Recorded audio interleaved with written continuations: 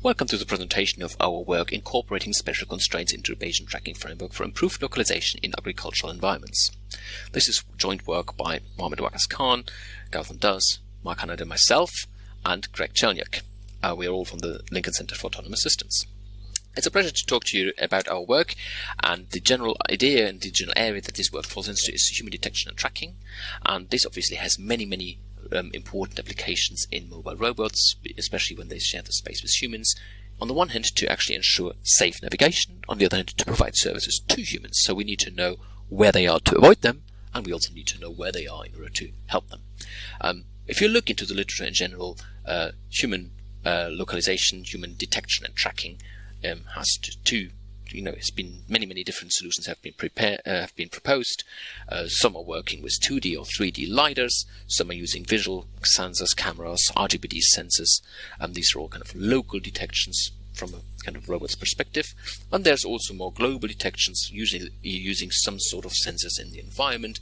That could be like beacons that are placed in the environment that you use, or satellite-based solutions, which often suffer from low accuracy, especially when this is a cluttered or covered environment and the signal isn't very strong. And you can often improve these by using what is called RTK GNSS. Basically, these are solutions where you correct the general inaccuracy that you get from a global system by having a local, what's called a base station. However, these are very expensive and are not very readily available in most cases. What we're looking here is to actually track people outdoors in an agricultural domain. And obviously here generally GNSS, or the most common implementation GPS, is quite useful.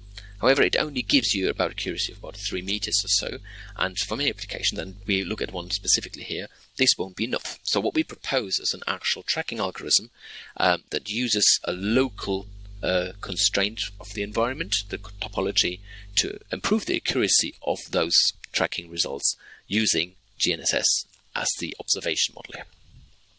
So what is our application? Well, let's have a look at this briefly. We are aiming to support human pickers that are working in a farm environment picking strawberries.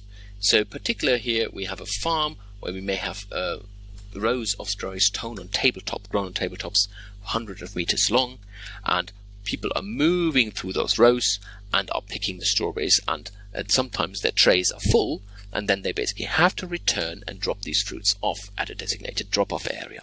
That's a typical workflow at any strawberry farm, particularly in our country, in the UK. And we had the idea that let's see whether picking strawberries is quite hard, and humans are very good and fast at it, but why do we not use robots to actually do the transportation? Why do we not use robots to actually take the fruit when it has been picked and take that to the drop-off point? Some analyses have shown that up to 20% of the time that humans are out there on the farm, they basically spend transporting, just carrying things around from one place to another, from where they picked it into the drop-off area. So the idea is that we equip the pickers with a device, with what we call smart trolley, or a prototype implementation, it was a mobile phone, which allows them to call a robot, and then it will come up to them, receive the produce from them, and drive off, and they can carry on picking. So hopefully boosting the productivity quite significantly. For that, obviously, we need to know where these people are. When they push this button here on call a robot, we need to know where the robot should go to serve them. And at the same time, these environments are quite narrow, and you will find that actually the robot can't really go underneath these rows. So it has to actually find the right route to go to them, and if there is a human picker already in that row working and picking, we shouldn't really interfere with them. So the idea here is, let's not go into the rows where humans are, let's go other ways around as far as our topology allows. So while this is a kind of an integrated project with a lot of different aspects to that, in this particular paper we look at what happens if the human calls a robot, and how can we then know quite reliably where they are, where they call this robot. Obviously, using a mobile phone like this, we could use the GPS on the phone, but as we've seen before, that will probably not be accurate enough to determine which road the robot should go to. So it is important for the task allocation where should the robot go, and knowing the position is also important for the path planning, because some roads will be blocked, and we must make sure that these robots don't interfere with other pickers in there. So that's the sort of problem statement that we're looking into. And what we've decided is to just use the topology that we have in the farm anyway. As part of the overall project, the robots go about map out the environment using GNSS localization themselves and also local map localization, and they build a topological graph which determines which routes they can actually travel. And you see on the right hand side that this is quite a constrained environment. You can only go between these rows, you can't go underneath in between rows. So these robots go up and down these rows, and so do the human pickers. And then we can use this overall topology, this topological graph, to constrain where they go.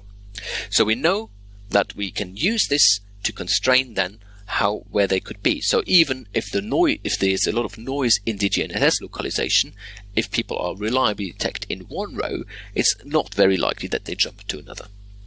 So we take a relatively standard particle filter approach, where we now model the topological nodes as the state of where the human is, and GNSS as the observations that update the particles according to the current readings. So a little bit of the methodology more in detail. I'm not going to go into the full detail of the formalism here, but we take a topological map as a representation of a graph where we have a set of topological nodes. These are the ones depicted in here, and a set of topological actions connecting those nodes, and they determine where robots and humans can actually travel along. And then we may have a set of actions for the robots to actually traverse this environment. So we are looking here that positions are sampled and discretized to these nodes in this graph, and we allow the particles to transition restricted along those edges only. So that means that it is not easy for a particle or for a human to go from node 54 to node 37 at the top left of this figure here. They will normally have to go all the way down the row to the end of it, and then go into another row. So it is very unlikely for a human to actually just jump from there to there, from one row to another. And normally they would just travel along this topological edge. And we can use this, and we just use a slightly modified kind of standard particle filter, if you want, where we model the internal state of a human picker based on this topology. So it is very likely for a picker to transition from from node 54 to 53, but very unlikely to transition from 54 to 37. And we also include the kind of usual travel time of pickers as they work their way along the rows by actually using what is called a continuous time Markov chain that we convert this topology into. Continuous time Markov chain basically just means that we have sort of a distribution that it is initially very unlikely to leave a state, and as time increases that one is in one state, it becomes increasingly likely to actually transition into another state. And the variable lambda here is basically the rate of this change that we can include in this model, and that could be different for individual pickers and also for different environments. That is basically the rate of progression, and this allows us to, in the prediction step, to just also predict, in the absence of any observations, where these people may be at the moment, because we can estimate which states they may actually move into. We initialize this very simply by just getting the particle around a normal distribution from the initial starting position when they enter the scene, let's call it, and so that's our starting position, and they're normally distributed around a certain around this position, and then we let the system predict how they move along those rows. Obviously then we are updating the weights of each of these particles, and that is based on the actual distance from the predicted position of this particle to the actual observed GNSS localization at a certain time. In that sense, that is very much in line with standard particle filtering practice. And then to determine which is the current most likely node, we just take the topological mass of those nodes. So we take the product of the numbers of samples at that node and the associated weights, sum this up, and so we get the particle that the node that has the largest weight underpinned by the particles there, and we take that as the current picker's closest node. Then we resample based on these weights and go back and kind of keep this running all the time. We've tested this in an actual farm environment at a strawberry farm in Kent in the UK. We've used our Thorbot robot to provide these kind of transportation services, and we had these pickers equipped with Garmin GLONASS 2 sensors that give about 3 meters accuracy. There's a little bit of could actually deteriorate a bit more when we are in these polytunnels. As you see here, they've got these metal beams, and that is one of the typical problems you face. And we use that as the actual observation sensor here connected to a mobile phone that allows them to call these robots over by clicking on the interface. And we did a study here with 2 pickers serving a total of 10 rows, and they traveled around 1.35 kilometers each in these studies, and we just kind of tried to estimate where they are from our approach. Here's a quick view of this topological map, and you see that they could traverse between rows only at the front and at the rear, and these tunnels were about 135 meters long in total. So here are some results. The green is the actual prediction, the top figures here, and the red ones are the closest node from if you would just have used the raw GNSS. And you see that these are jumping quite a bit, and the blue one is the actual raw GPS position that we get from this. So the challenge here is obviously to correct for that, and you see that in these cases it worked very, very well. And this is actually the typical result. So in all the runs that we have done, all these different rows with all our pickers that we went through, we had one case where this didn't work flawlessly. In all the other cases, it worked just like that. In the bars here, you see the root mean square error for these different pickers. That the green one isn't 0 is because we're obviously discretizing the environment, so there is still quite a bit of error in the kind of just metric position as compared to just using the pure GNSS localization here. So it works very, very well. We're very happy with that. Here's another indication of how this works and how it corrects quite reliably along this from our runs here. The only thing is obviously this initialization could go wrong. So when we initialize in the wrong place and we really have this hard constraint on the topology, then the system couldn't correct for itself. And here we've adopted a kind of standard principle for particle filters as well, where we allow some particles with a low probability to jump between nodes freely. So it's not only the state transitions is constrained by the topology, there is a residual small probability, a chance for those particles to also jump to other nodes. And that allows in the resampling state to also explore other states, and eventually, if the observations fit to that, jump to it and then catch up with the correct tracking result. And we've seen this in our studies also here. There's one example. So this picker was actually traversing down row D, as it's indicated here, starting from the front, from the right in this figure. But initially, the GNSS localization was wrong, and it could just have been about a meter off here, because these rows are quite close to one another. So it started off in row E. And obviously it was quite insistent for some time to actually stick to row E, but we see that it was still able to eventually correct it once the readings actually confirmed that much more that it was going into row D.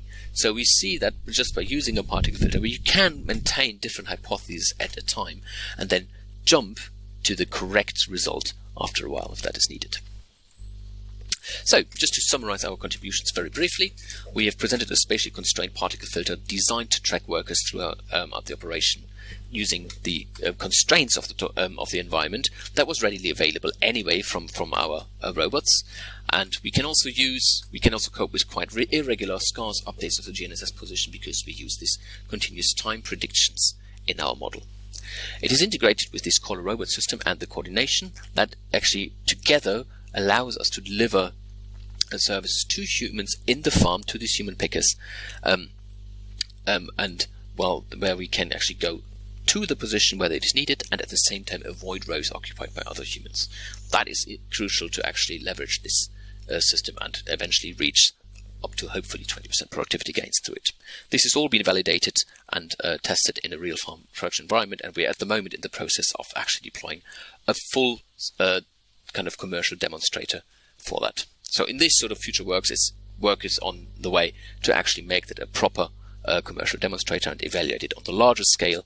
We can look into reducing this general bias and even adapting for a general kind of GNSS bias that we may have, that we have observed by using bias reducing algorithms, or actually integrating our GNSS-based detection and tracking with some onboard sensing, because we've got algorithms running on the robots that allow to detect and track people directly from the robot, and that obviously can improve the results if we integrate that into our particle filter system directly.